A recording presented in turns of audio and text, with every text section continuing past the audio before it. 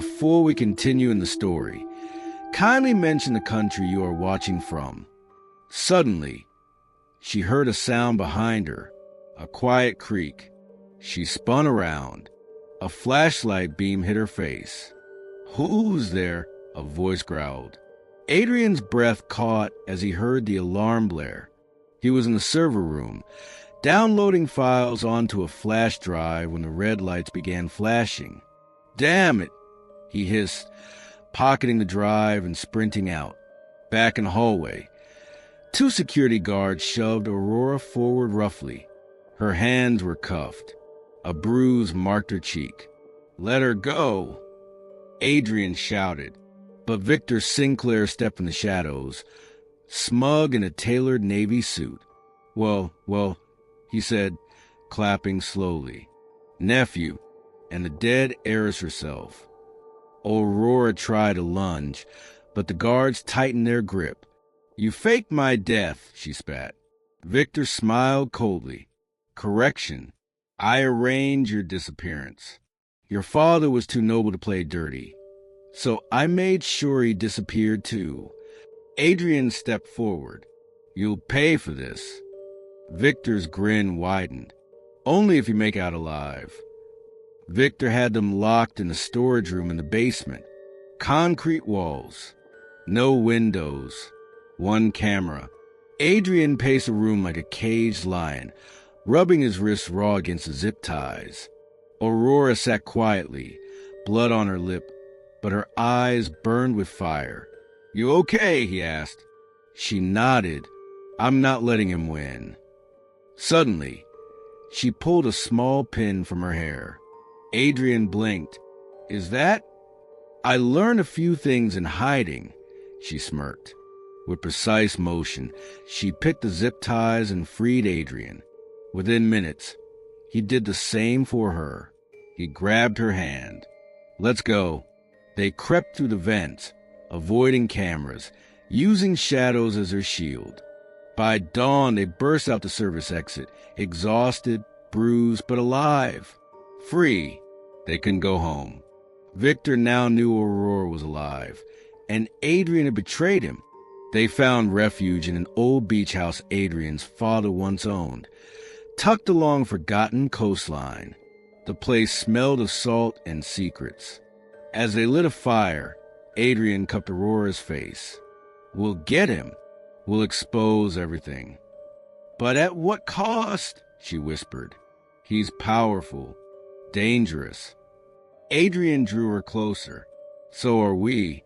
That night, Adrian walked in shirtless, his hair tousled. "Still working?" She nodded. "There's something big on this drive. I can feel it." He leaned over her shoulder, his breath warm on her neck. "We'll break it together." Hours passed. Finally, the screen blinked to life.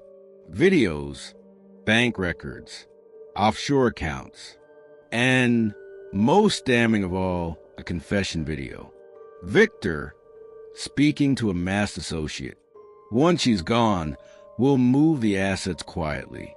No trail. Aurora will be nothing more than a sad memory." Aurora's hand shook. She wasn't just a threat. She had been a target all along. Aurora watched the confession on loop, her jaw clenched. Adrian touched her hand. "We take this to the press. The board. Everyone." "No," she said coldly. "He'll twist it. He always does." Adrian looked into her eyes. "Then we do it your way." That night, they drove to the abandoned Hastings estate, burned down years ago, allegedly in an accident. But Aurora knew better. "This was never an accident," she said softly. "Victor did this to erase us." In the rubble, they found a fireproof safe hidden under floorboards. Inside, her father's journals. Detailed logs of Victor's shady dealings. Adrian exhaled. This is a nail in his coffin. And just like that, their war had a weapon. Back in the city, Adrian disguised himself as a courier and hand-delivered copies of the evidence to trusted lawyers and media contacts. But Victor wasn't sleeping. A black SUV followed them as they tried to leave the beach house. Adrian grabbed Aurora's hand. Run. They dashed through the coastal forest, ducking branches, leaping over roots. Gunshots cracked behind them. Aurora stumbled, but Adrian caught her. Keep going. They reached an old fisherman's shed and hid beneath wooden planks until the sounds faded. Aurora pressed against Adrian's chest, her heart pounding.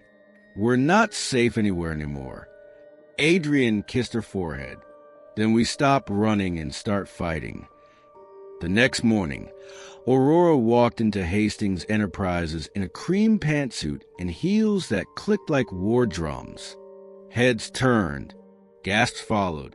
Victor's face turned pale when she entered the boardroom. Impossible, he said. Aurora tossed the flash drive onto the table. Meet the new CEO. The board erupted in chaos. Victor lunged forward, but Adrian blocked him. You're done, Uncle. Security entered, cuffing Victor as media cameras flashed outside. Aurora stood tall. This company was built by my father. I'm taking it back. And just like that, Aurora Hastings was no longer a gatekeeper. She was a queen reclaiming her throne. After the takeover, Aurora hosted a press conference. She stood behind the podium, elegant and fierce. I am Aurora Hastings. I was never missing. I was made invisible. But no more. Applause roared. Adrian watched from the wings, pride in his eyes. Later that night, in her penthouse office, Aurora leaned back in her chair. You did it, Adrian said softly. No, she smiled. We did it. They clinked glasses, but their celebration was short-lived. A message popped on Aurora's phone. The truth is only half revealed. Meet me where it began. She stared at the sender. Lana, her childhood best friend, who had disappeared the same year as her father. Aurora met Lana in an abandoned church on the city's outskirts. Lana looked older, worn, but her eyes were still sharp. He's not working alone, Lana whispered. Victor had a partner, someone inside the government. Aurora's blood ran cold. Who? I don't know their name, but your father was close to finding out before he died. Lana handed her a sealed envelope.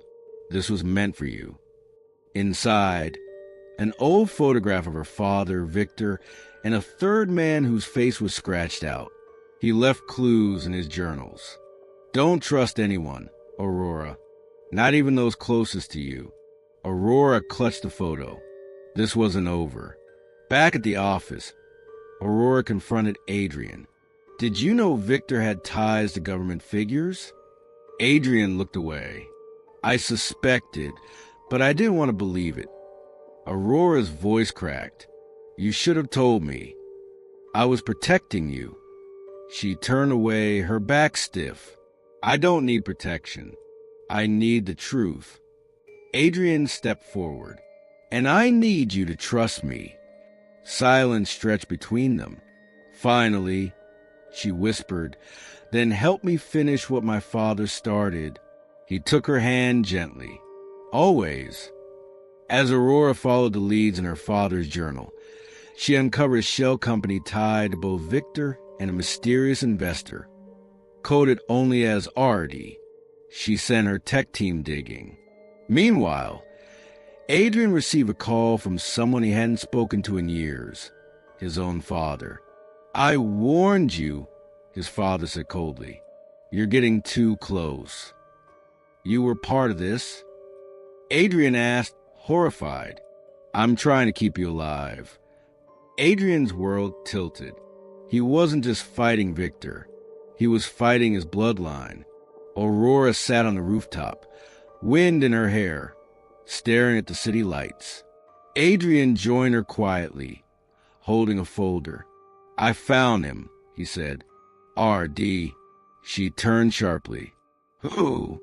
Adrian hesitated. Richard Damon, government advisor, my father's old friend. Aurora's face hardened. He's the one who helped erase me. He's untouchable, but not invisible. She looked up at him, eyes burning. Then we make him seen. And that night, the storm inside Aurora Hastings finally found its target.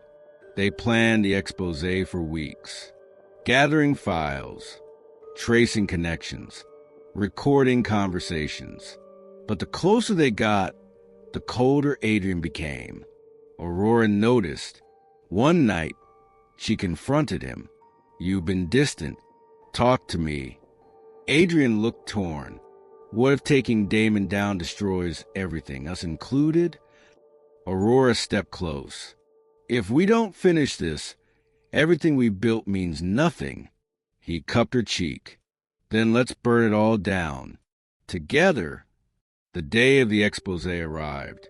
Aurora stood on stage at a global tech summit, preparing to reveal everything. Cameras were live. The crowd held its breath. She clicked the remote, projecting evidence onto a massive screen. Names, dates, faces, including Richard Damon. Gasps filled the room. Security stormed the stage to arrest Damon. It worked. The truth was no longer buried. Later that night, Aurora and Adrian stood on a balcony, the city buzzing below. He kissed her slowly. You didn't just take back your company, he whispered. You took back your name. And this time, no one could erase her again. The expose shook the nation. News anchors repeated Aurora's name across every screen. Hastings Enterprises' stock soared. Protests ignited across sectors Damon had touched. But behind the applause, danger brewed.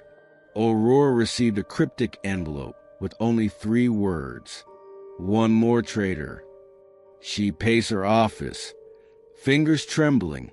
Adrian entered, voice low. Security says someone breached the building's top floor last night. She looked at him, eyes dark. We're not done. Outside her window, lightning forked across the sky. Aurora's private investigator returned with a chilling revelation. The final traitor wasn't a stranger. It was Sylvia, the family lawyer Aurora had trusted since childhood. She handled your father's estate, helped cover the fake death papers. She was on Victor's payroll. The PI said. Aurora felt her throat tighten.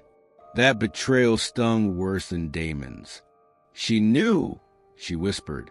She knew I was alive, and she stayed silent. Adrian touched her arm. Do we expose her? No, Aurora said coldly. We dismantle her. They invited Sylvia to dinner at Aurora's estate. Sylvia arrived in her usual lavender suit, smiling like nothing was wrong. Adrian poured wine, pretending calm. Aurora leaned in. I found the papers you forged. The money trail. Your lies. Sylvia blinked, but didn't deny it. Victor threatened my family, she said. I had no choice. You had every choice, Aurora snapped. Adrian slid a folder across the table. Here's your immunity deal. Sign it and testify. Sylvia's hands trembled as she signed. She was cornered, but Aurora knew she wasn't finished yet. Late that night, Aurora stood before her father's old grave, now empty. She placed fresh white lilies beside the headstone. I did it, Papa, she whispered. I'm close. Adrian joined her, wrapping his arms around her from behind. Do you think he'd be proud? She asked. I think he'd be amazed, he said, at the fire in you, at the way you fight. She turned to him, tears in her eyes. Then she kissed him, long, desperate, and full of everything left unsaid. They received intel that Sylvia had secretly met with a government official the night after she signed the deal. "She's playing both sides," Adrian said. Aurora clenched her fists. "Then we cut the strings." That night, they followed her. She entered an abandoned library on 5th Street. Adrian stayed in the car. Aurora followed her inside. There, she saw it. Sylvia handing over a second flash drive to Richard Damon's son. Aurora gasped. The conspiracy wasn't over. It was evolving. His name was Christopher Damon, young, brilliant, and ruthless. Unlike his father, he preferred back channels and silent deals. "Your father lost because he underestimated emotion," he said when Aurora confronted him. "I don't make that mistake." Christopher offered a deal. Walk away with Hastings intact, or watch it fall. Aurora stared him down. "You just made the same mistake your father did." She left without flinching, fire burning in her veins. That night, the penthouse was broken into, files destroyed, hard drives wiped, one photo left on her mirror, her and Adrian in his arms. A red X slashed through it. Adrian arrived moments later. "He's targeting us now." "We hit back harder," Aurora said, "but not just with evidence, with everything." Adrian held her. "Then let's end this. Together." And this time, they weren't just protecting a legacy. They were defending their love. Aurora returned to her father's journals, desperate for a clue. In one margin, scribbled in fading ink, "R.D.'s son, most dangerous of them all. Prepare Aurora. She must lead by heart, not vengeance." She looked up at Adrian. "My father knew." Adrian took her hand. "Then trust your heart." She did, and it whispered something new. Not just to win, but to forgive. Aurora called a press conference. There, she played the last recording, the one showing Christopher threatening Hastings' downfall. Reporters gasped. Cameras flashed. Aurora looked straight into the lens. "We have lived under corruption long enough. I may be an heiress, but I am also a fighter, and I will not let power silence truth." The people rallied behind her. Christopher's name was now toxic. With the war nearly over, Adrian took Aurora to a quiet vineyard. The stars shimmered above them. He knelt down, holding out a simple, elegant ring. "You changed everything, Aurora, but you never stopped being yourself. Will you be mine forever?" Tears rolled down her cheeks. "Yes," she whispered. They kissed, surrounded by fireflies and hope. Their wedding was held in the same church her father was married in. Lana stood as her maid of honor. Adrian's brother, estranged for years, came to offer peace. But as they shared their first dance, a message lit up Adrian's phone. "The Damons don't forget." A government raid hit Hastings' South Africa division. Aurora was furious. "He's trying to weaken our global reach." Adrian's voice was firm. "Then we reinforce our alliances. No more games." They reached out to international partners. A global coalition formed under Aurora's leadership. Christopher was losing ground fast. Cornered, Christopher arranged a meeting. Alone, he stood by the river where Aurora's father had once been ambushed. "You win," he said, "but remember this. Truth never lives long in power." Aurora handed him an envelope. "Inside is your future. One path leads to prison, the other to starting over." Christopher looked stunned. "Why?" "Because I'm not my uncle, and you're not your father." She turned and walked away, leaving him with a choice. Months passed. Christopher disappeared from public life. Hastings Enterprises grew stronger, ethically run, globally respected. Aurora traveled, gave talks, opened scholarships in her father's name. One evening, she sat beside Adrian on their balcony, overlooking the lights of Lagos. "We're finally free," she said. "Not just free," he replied, pulling her close. "We're home."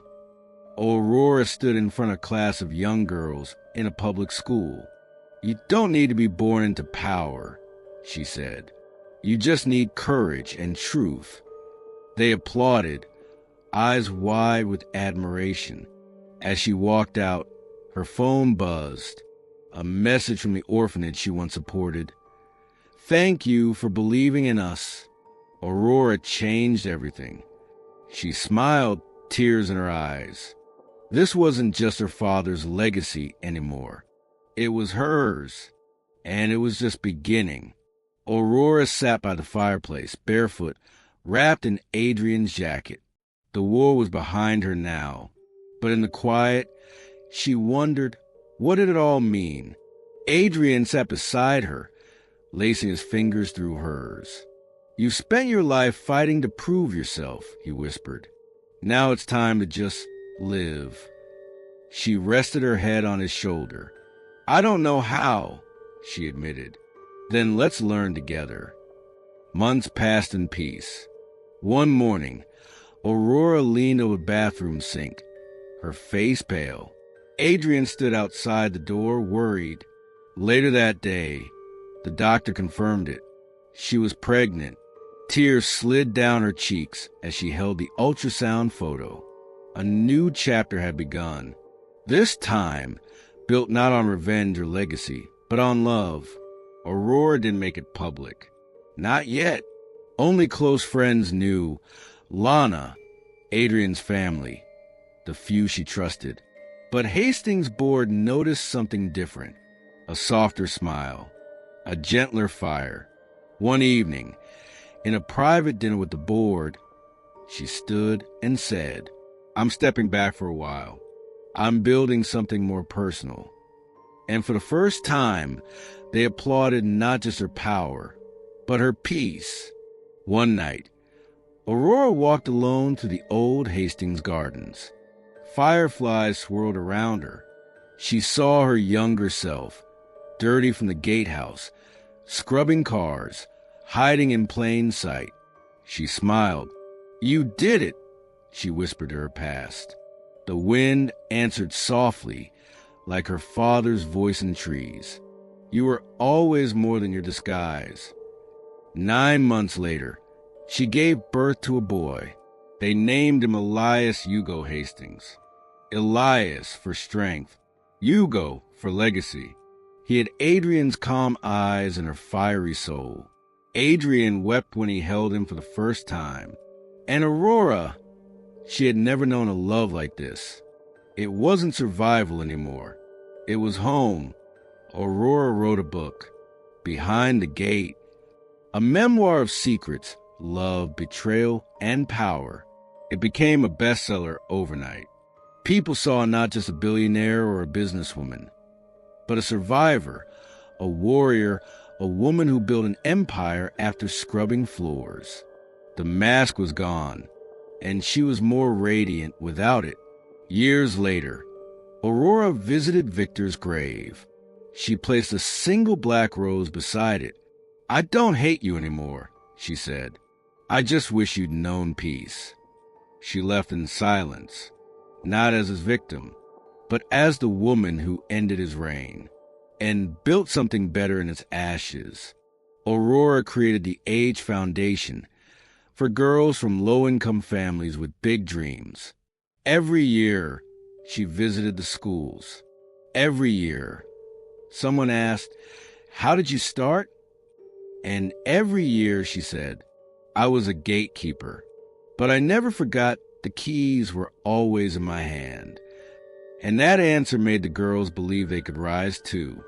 Adrian and Aurora celebrated their 10th anniversary in the same vineyard where he proposed. Elias ran through the vines, laughter echoing. Adrian raised a glass. "To the woman who changed everything." Aurora leaned in. To the man who never asked me to. They kissed under the stars. No schemes. No masks. Just truth. And forever. On her 40th birthday, Aurora stood before a full crowd. Investors, scholars, dreamers. Behind her was a screen that read, "From gatekeeper to queen." She smiled. "My story began with loss," she said.